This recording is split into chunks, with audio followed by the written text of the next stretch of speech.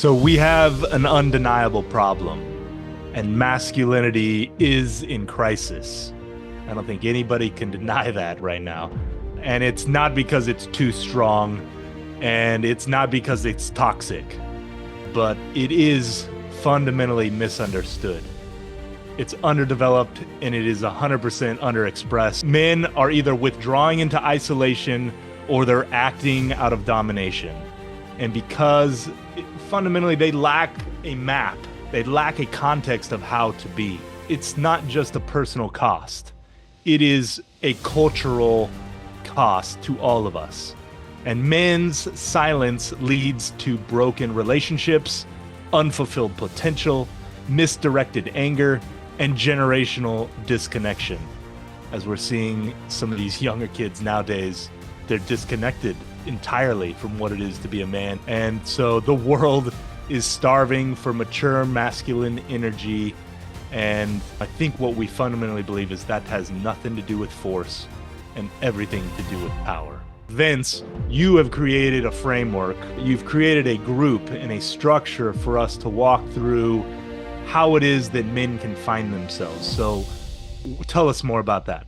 Yeah, I think what I'm going to do is share also with you on the problem cost briefly is that, Brian, you're pointing out that men are struggling in various ways throughout the world, various times, all ages really. Aging men who have different challenges at that level of their existence, and then younger men, right? And as a man, still dealing with my own current challenges. You and I having conversations about the things that we face. There are seasons, there are cycles to that. And it helps to have a connection with someone else to explore that with, to navigate that with, to deal with the problem directly versus what seems to be an automatic tendency for me, other men that I work with and know, is just to kind of leave it in the background, but it eats at us from behind. So that problem is something that needs to be addressed directly. And we get to do that powerfully here. The cost is there's a huge cost on our ability to handle ourselves as individuals, to manage our own mind, emotions, and body. Their suicide rate for men is extremely high and much higher than for women, for sure.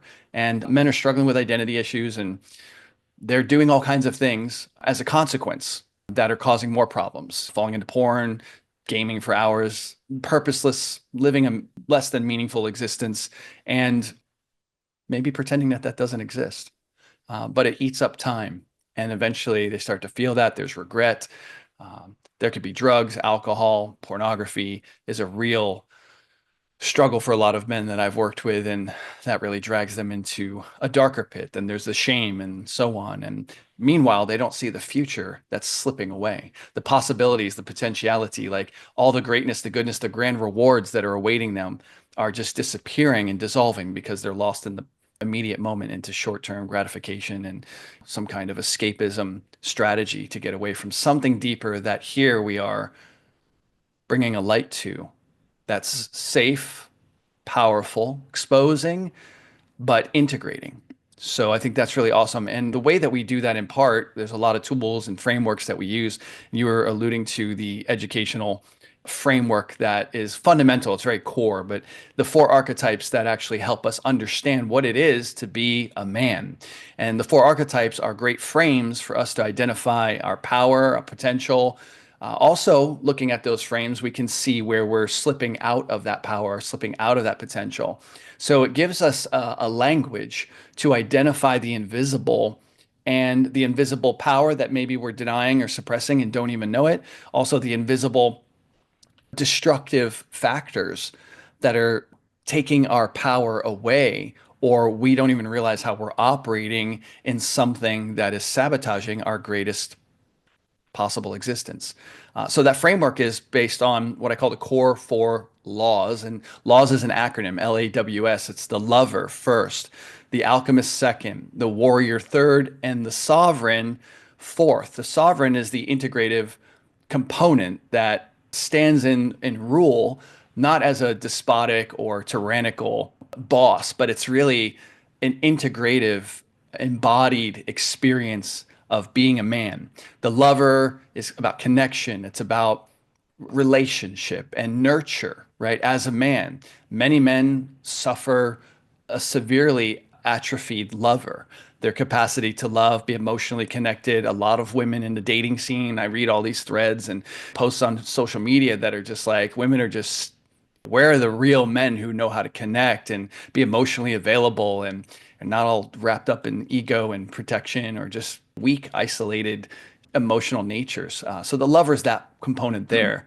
The alchemist is about our transformative capacity, its inner wisdom, its inner awareness, its observation of the inner world. The lover's connection, that's the C. The alchemist is observational, right? Hyper aware. That's the O. And we got CORE as another acronym, the core four laws. And then the R is for reclamation, and that's the warrior, the W, right? The warrior is our boundary creation, it's our strength, it's our ability to protect and to expand even the kingdom to a degree, right? Through pressing into new territory with courage. And then we have the sovereign last, which is the expansion part through vision. And the sovereign creates the vision. The sovereign sees the kingdom as a whole, sees the future for the kingdom. The sovereign brings benevolence and love and witnessing to the people. And the people feel organized and aligned around a good ruler. And so all of these four archetypes, though seemingly separate as we describe them, are actually all internally a singular unit in its ideal state, right? But there are shadow aspects that we're going to expose through our work and our conversations that help us find out where we are when we've slipped away from those ideal states. And that helps gives us a map or a pathway back into, or maybe for the first time ever, into full maturity. So Mm. that's some of the framework.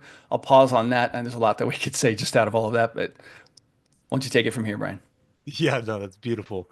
And just to throw this in there, just because it's time appropriate, is what is an archetype?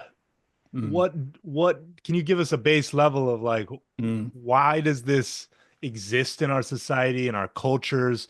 And what if I'm not from this culture? I don't maybe identify with an American culture or what, like give me an idea of archetypes and how that is going to relate to you if you're a man. That's so good. That's a powerful and important question because archetypes are what I call them the core four laws, right? They're core because they are like absolutely central to all human beings' existence. They are laws. In other words, they have pre-existed for all time, throughout all eternity. And just as much as gravity is a law, there's nothing we're doing to change gravity's existence. And so these laws are something that man discovers. We don't invent them. We identify them and then we begin to work with them. And so Mm, an archetype is a way to describe a law of human characteristic and potential that has been observed for thousands of years. These are not new. These frameworks have been around. If you study ancient text, whether it's the Bhagavad Gita, we see the warrior and Arjuna is like about to go to battle with past family members and warriors that trained him, and Krishna is like that that awesome. being of spirit and sovereignty that's guiding and directing or providing wisdom. The alchemy is there. So in the Bible, we see all these different characters and we see every single one of them, the lover, the alchemist, the warrior, the sovereign, they're all there. Mm, Wherever we look in life, we'll see that there are these characteristics. And then there are these gradations away from the light. The purity of its source would be the mature aspect of the archetype, and we can define that. We have defined it. It's been defined for a long time. So the archetype now, when we study them, we're studying laws of potential and also frames of reference to identify where our character may be out of alignment with mm, highest potential. And so most of us have never even considered what does it mean to be a powerful, effective, life expressing man in fullness. Like, what does that look like? It's pretty vague and abstract, maybe not even considered for most. So that's what an archetype is, and that's why they're useful. yeah, and I'll say personally, my experience is that each of these archetypes becomes a balance board. And you've done such a great job of highlighting when we're off balance. And those are the shadow aspects we've talked about.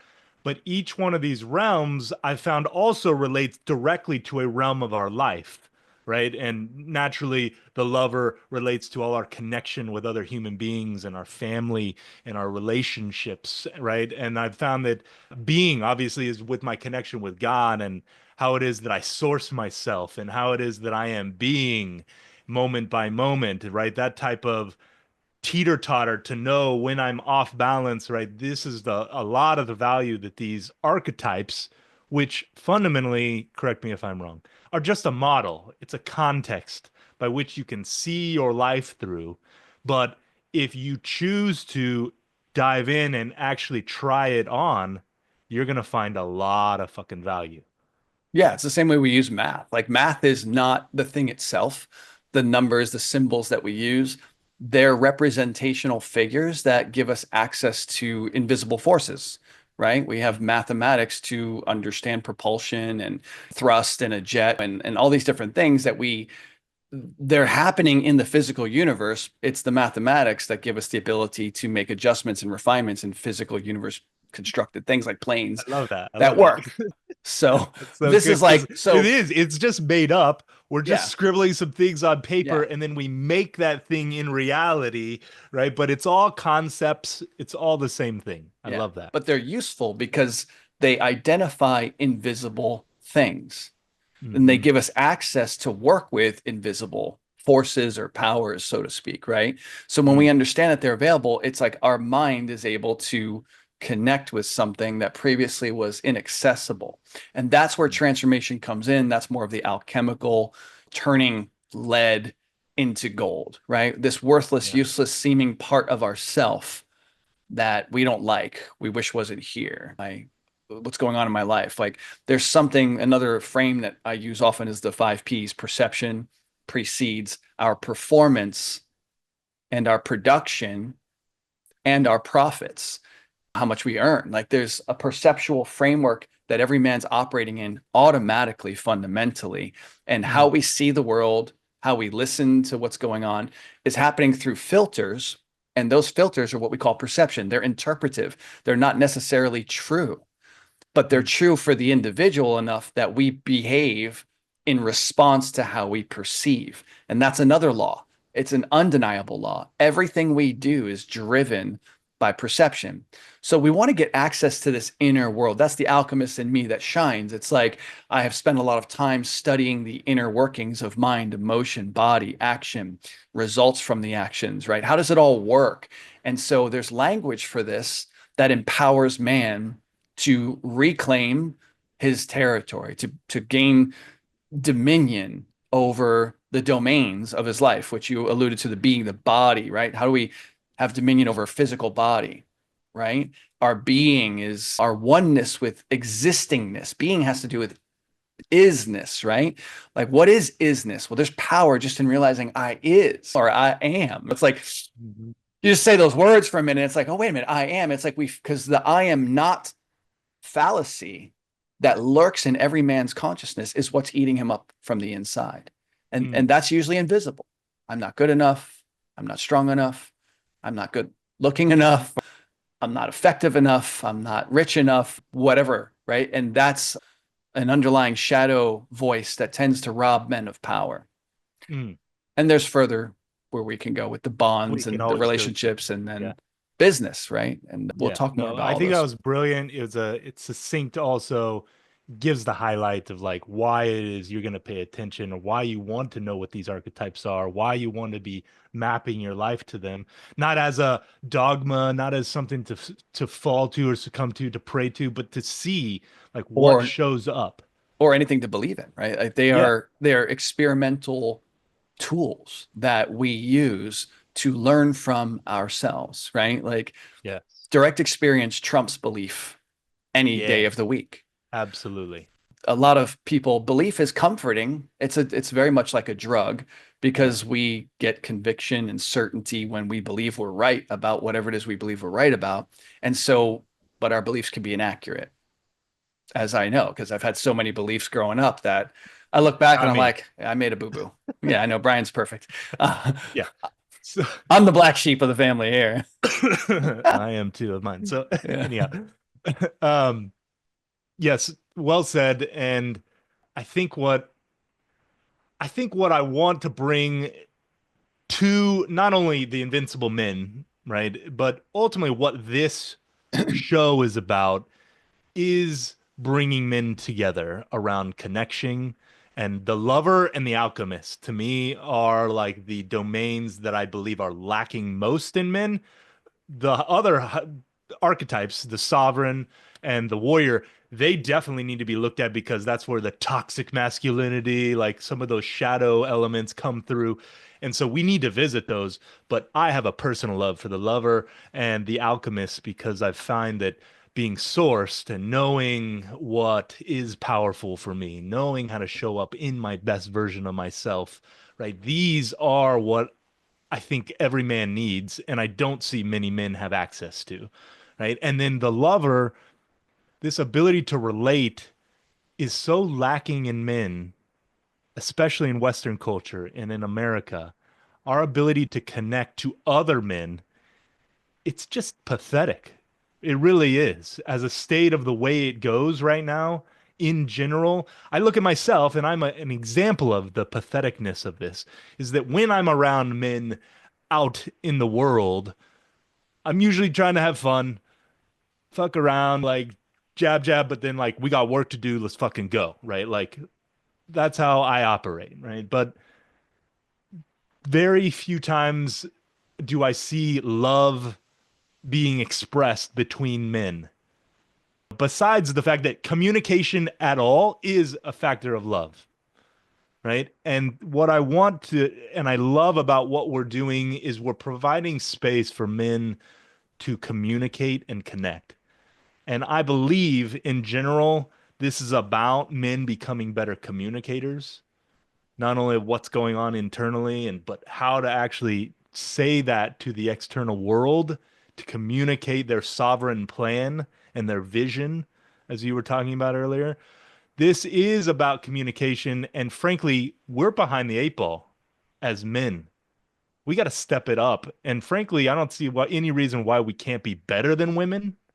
The only reason women have a its distinct advantage in communication right now is because women always are grouped and coddle and huddle with other women. And so in order to be around a lot of people, you got to do a lot of communicating. So they are naturally that, but men, on the other hand, are happy to go be by themselves, are way more interested in things than other people. And those are like human nature things that I'm not saying we should change. I don't want to have any impact on that. But what we have to include is a societal place where men come together and we have this time to practice being in connection and communication with each other. And that is what I'm so excited about what we're doing. And you and I, of course, this is what we were meant for, frankly, right? Definitely. So, is there anything you want to add to that? First, I love everything that you're sharing as usual. You bring so much insight, perspective, and light, really, to different facets of human existence. And going back to the beginning of your share, it was this expression of love among men is not as common. And that's because love, in my view, is defined in a very kind of narrow way. That's not necessarily wrong. It's just very limiting and certainly not inclusive of the full spectrum of what I would say love really is. You Love, mean what most people think of love seems more to be very romantic. narrow in your brain or in your Well, mind. yeah, because when we Yeah, think of loving another man, it's like our mind goes to romantic connection with a woman, perhaps, or maybe two gay men, and men have either okayness with that or there's an automatic aversion to that because of depending on how we're raised, culturally, what we sure. learn, and that there's just a lot of like meaning about the word love. But love, I heard from Jacques Fresco when I was down in Florida, this guy who he had this thing called the Venus Project. He was speaking and just talking, and he said these words that just rang for me like I'd never heard before. He said, love is extension. Hmm. Love is extension. And it really hit me like I don't understand first. Like, but there was something in that that I wanted to contemplate. And I've since understood what he means. He was looking at love as an extension of life, as life expanding, and that doesn't constrain it to romantic connection of any kind. So yesterday I had an encounter. I walked to get my hair cut, right? And as I was walking, I take this path where I go like under an overpass. And there were these two people sitting there, a guy and a girl. And at first I thought, are they homeless or not? But then he had these cases, and I thought, oh, maybe they're doing a video shoot or something soon because these cases were big plastic. And I was like, hey, you guys doing a video? I just started a conversation, random, right? And he's like, oh no, they're VR headsets. It was like two things like that just could have been video gear. And I've seen people doing video here in the city. And I just stopped and turned and talked with him. I just felt like I want to talk with him. So I'm talking with him, the girl's there, and we started having this conversation. And I realized he's got an ankle bracelet on. The girl, she looks a little, what we used to say back in the rave days, ate up, like her face, her eyes, she's not looking super healthy. There's a pipe on the ground, and I realized they're probably getting high a little bit, maybe just smoking some weed, but I realized quickly what might be going on. But I kept having this conversation with them regardless, and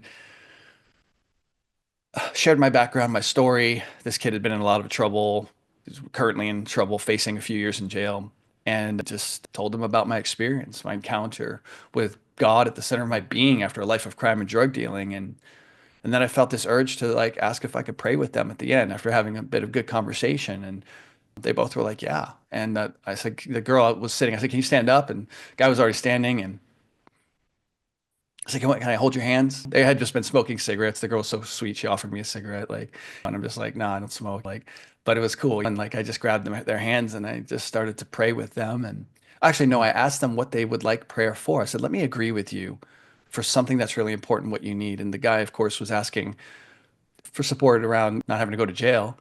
When I got to the girl, she's like, she paused for like a minute. And then she was like, just that my family is good, that my family's taken care of. And I was like, wow, like such an unselfish thing. And you could tell that this girl was like, doesn't have much. Hmm. And really touched my heart. And so I prayed with them. And man, the life that I felt in that moment was so beautiful. I haven't done something like that in a little while. I haven't been out. It's been cold, winter. And it just really moved me. And to me, that was an experience of love. And it Absolutely. came right back to me. I was just extending myself Mm, and the possibility of seeing, witnessing, that's the sovereign, witnessing them, mm, acknowledging them, their existence, that they are, mm, and that I enjoy that they exist. And they gave me the same in return, mm, right? They give me existence. They grant me the possibility of existing in their space. And it felt so good. mm. So that to me is That love is in a action. that is a beautiful expression of love. You're out there, you extend yourself, meaning you said the word earlier, but let's just take it from a standpoint of like you went out on a limb. You don't know what you're encountering, but you're feeling the urge to love. So you communicate. Again, communication is a factor of love, even if it's fucking angry. It sounds, if Yeah. they're communicating to you, there's love there. Well, There's there some was there loss was of love. there was fear there for me too, because this dude was really well built, and I could tell he's done some things in his life. I know If he was characters, you know. crazy enough, you would have a problem on your hand. Yeah, and I Yeah. knew that. And there was a moment where he was like rummaging through his bag and stuff, and I'm like, I've got a nice leather bag on, and I've got money on me and phone, and I know how the game is. I've lived that game. So there were moments where I was like, when I got my eyes on his hands, like what's in his hands and like what's he doing, like just to make sure, like because I'm under a bear, just dark under there. It's not no people walking around. It's a shady, literally a shady spot, like and Yeah. dark spot of the city. But I'm just there was the fear there, the concern for my well-being, Hmm. but I also feel alert and I continue to stay present. And I'm like, I know I can handle myself. That's helpful.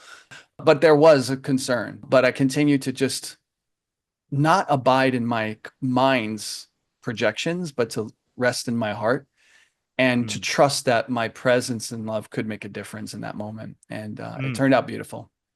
Yeah, and you extended yourself and you got it back. Like I know Beautiful. that when extending myself, there is the fear, am I going to get rejected? Right? Yeah. Like what's going to happen?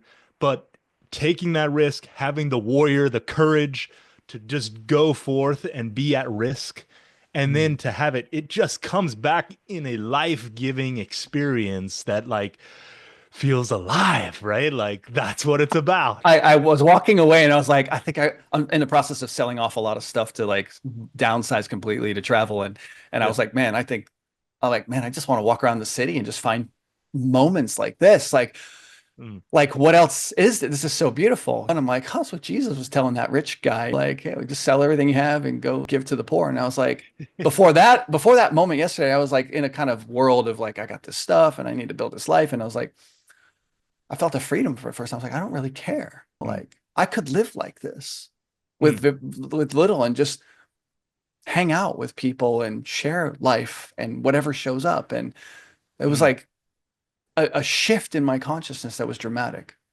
Mm. I love Beautiful. serving. And that's why we're here actually, is for men to get Yes. that they too get to have an experience of life, that they're Yeah. not alone. And I think a big part that we need to weave in real quick is the pain and suffering that you and I have gone through in our own worlds, and that we've been able to be with that in ways that many men have not yet been with. And that being with their own darkness, their own insecurity, their own sense of inferiority, the wounding, that we get really good at stuffing that in the background as if it's not there. But I'm 47, 26 years in transformative healing work, and I'm facing a new level of fears and concerns and uncertainties in my world right now. And not being able to talk about that openly with self, right? Or with another or with God or whatever, it gnaws at me if I'm not being with that consciously. And I Mm. think I remember a time when I had no access to the stuff that was going on inside of me, and it drove me to be and to do things that I later regretted severely. Mm. So that's a big part of what we're creating here, is a conversation and a brotherhood where it's with experiential practices that allow men to safely, for the first time maybe, start to see things that they've been so sure they can't see, nobody can see, because if anybody were, if even if I see it, it would just ruin my own self-image. And it's like, actually, it'll transform you. But not having brothers with you, holding the the space, but also the conviction of the truth of what you are, Mm. that makes it very difficult, if not impossible, to do on our own, because our own judgment has already been so firm against ever dealing with or looking at something that we can't get past that ourselves until there's another presence that's like, no, it's okay. I'm okay with what you're not okay with. And there's something about having someone who's okay with what you're not okay with that transmutes and transforms that into something that's okay. It's like, I Mm. wasn't okay that my stepdad beat my mom so badly and I couldn't do anything. And I thought I should be able to protect her, but I was scared of what he would do to me than to her if I failed. Mm. And I just felt like trapped in this want to fight, but I can't because I know I'll lose. And I couldn't flee because I'm bound to my mom at 10 years old and she's chosen this relationship. So I'm just like in this, like my nervous system has no access to expression. And that's how trauma forms, by the way. It's when the nervous system's overwhelmed and its natural response to fight, to flee, to freeze, to fawn or flop fail. And when those fail, we get left with something. There's this heaviness, right? That power that wanted to cycle through, it got bound up inside. Mm. And that leaves us hanging onto something that's really nasty feeling. And then we're Mm. trying to get away from that the rest of our life, really, which is what I did. And I could not be with that stuff. It was 11 years later before I overdosed, which was the culmination of the death sentence that I had cast on myself, literally. It was the self-hatred and the self-shame that just ate me to pieces. You're so good at sharing yourself. It's such a great model for other men to find out how to tell your story like that, right? Like, Yes. and that is fundamentally what we're providing is a space where You can come get grounded in your story, in everything you've been, in all the things you've been ashamed of, and find the power within it. And frankly, that's what men need. All men need a space for this. And if you don't have a purpose, here's your purpose. This is it. Well said. The purpose is really gather with other men. Yeah. Uh, it's what brought me to a new level of existence. I was struggling with my relationship that where you and I were very coming together very close at that time, and that relationship I was filled with insecurity, inferiority. I had some ancient trauma from my mom and stepdad situations eating me up inside. It was triggered in that relationship, and I'm 41 years old, and that just took over my whole being. And I was like, I thought I was done with this. And it's like, what I've learned is like, no, my nervous system, brain, and body, I was not mature enough to handle what was really living inside of me. And I Mm, had already been doing this work consciously as a profession for years and actively. Like, my priority has been doing the work within, finding connection with power in life and doing training programs and so coaching, all kinds of stuff. And mm, still this thing surfaced and I was like overtaken by it. And so that just drove my passion to another level because it's like, wow, if someone like me who's like in hot pursuit of transformation from the age of 21, because I don't want to die, doesn't run into his greatest trauma till 20 years later and finds out that he literally just wasn't prepared. I wasn't just prepared to handle what was actually there. It's like, Jesus. But it was gathering with other men that started to, there's just something about being with other brothers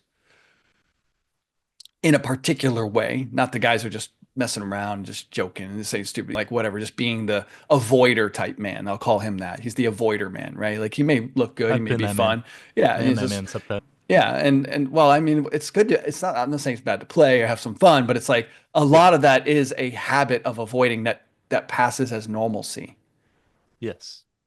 And it is Man's not very really. normal in our society. It's extremely normal, and that's why many men are extremely weak Mm, and struggling.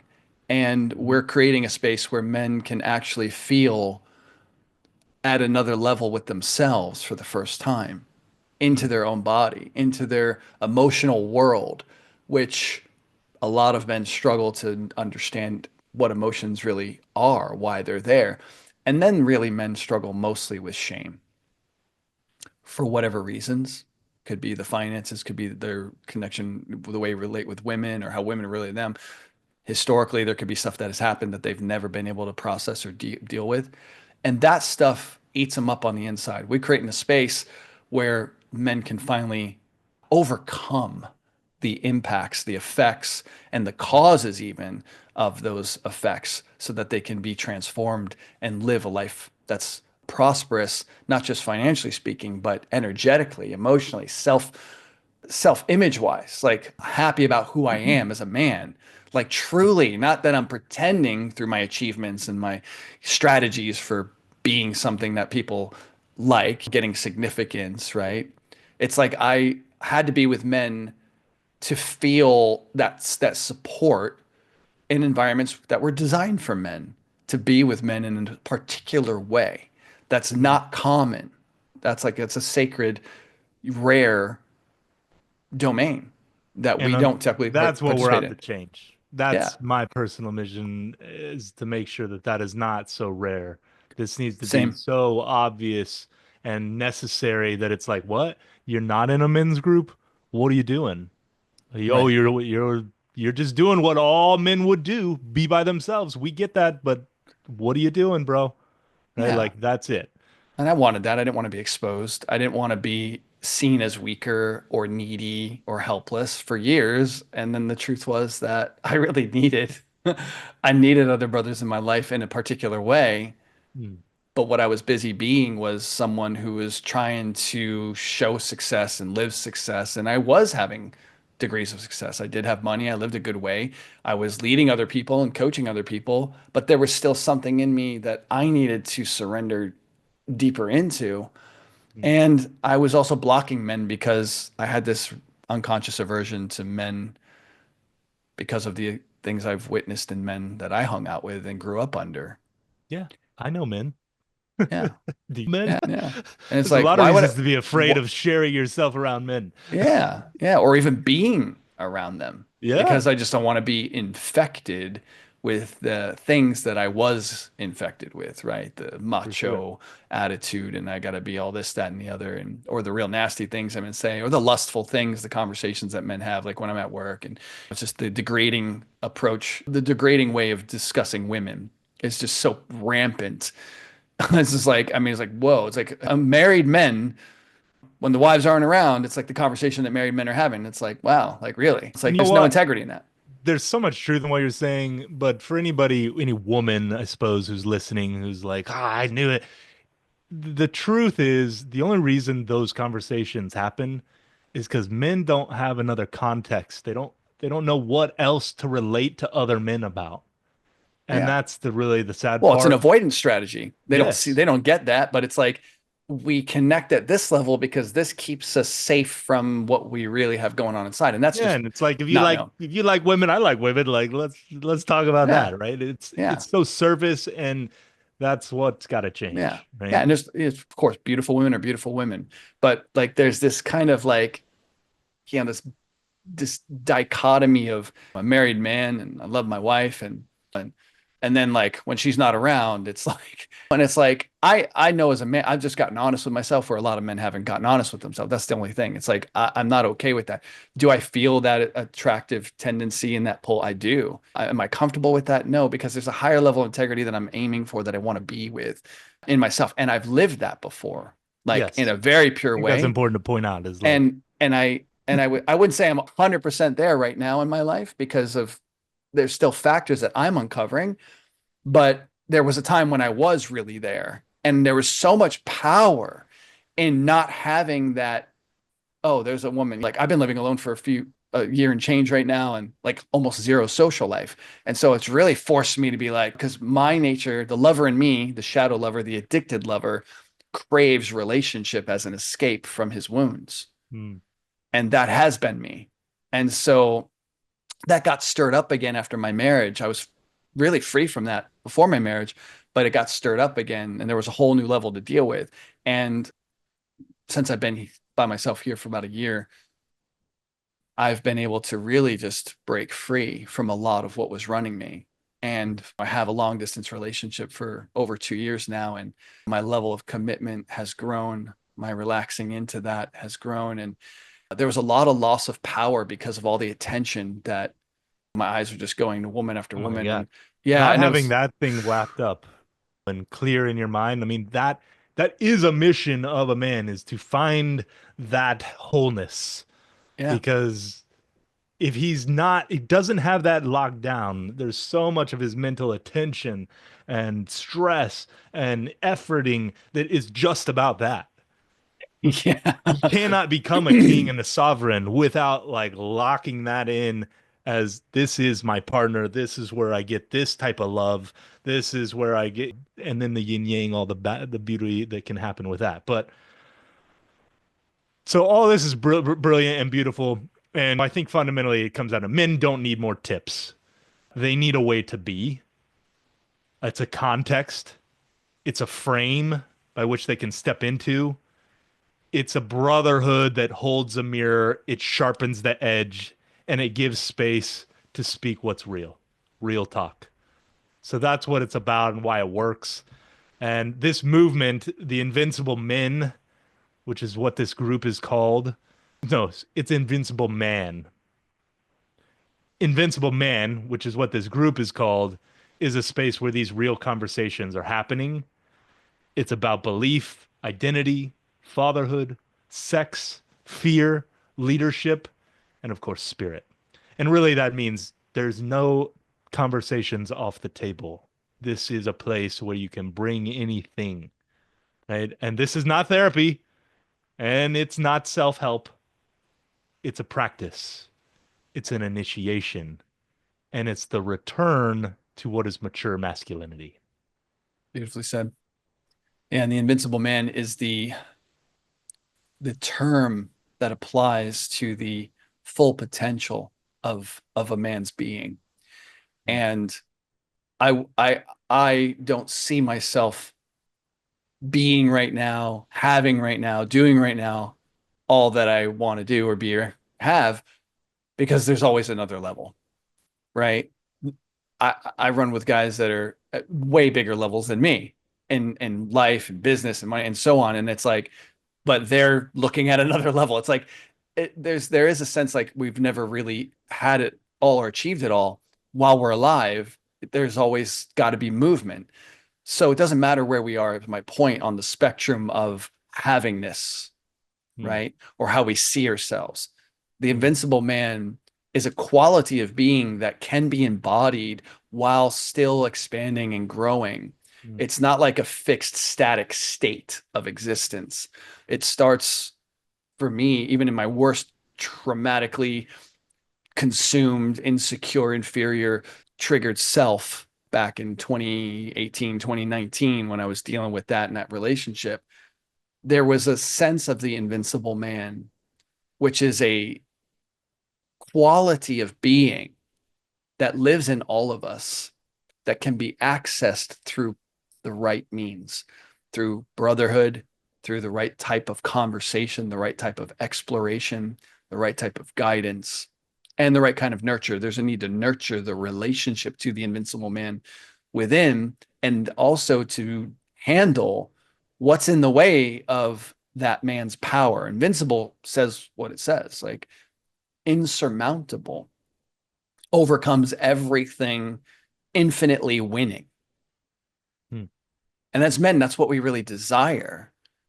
Like we really want to experience that and see that in our outer world as much as it has to begin though in the inner world. But it Hmm. starts within. A man's self-image is distorted in many ways through his upbringing. It begins as early as in the womb, depending on the type of mother and what's happening and Hmm. in the dynamic of her life and relationships. There's patterns and there's forces and chemistry that's transmitted. And Hmm. then we grow up and we deal with things. We find ourselves ashamed. This is wrong. We shouldn't have these thoughts, these feelings, and we get confused and we suppress. And suddenly, like we're not being fully alive, Hmm. and that passes as normalcy. I mean, it's pretty Walking acceptable. zombies, bro. Yeah. And it's like, this is just the way it is. It's not like there is no invincible man status. There's no invincible man potential. There's no, not even a guide to that for most men. So, Yeah. how do we get in touch with that? And it doesn't matter that you're in a low point. In fact, that's exactly where the invincible man shows up in any space.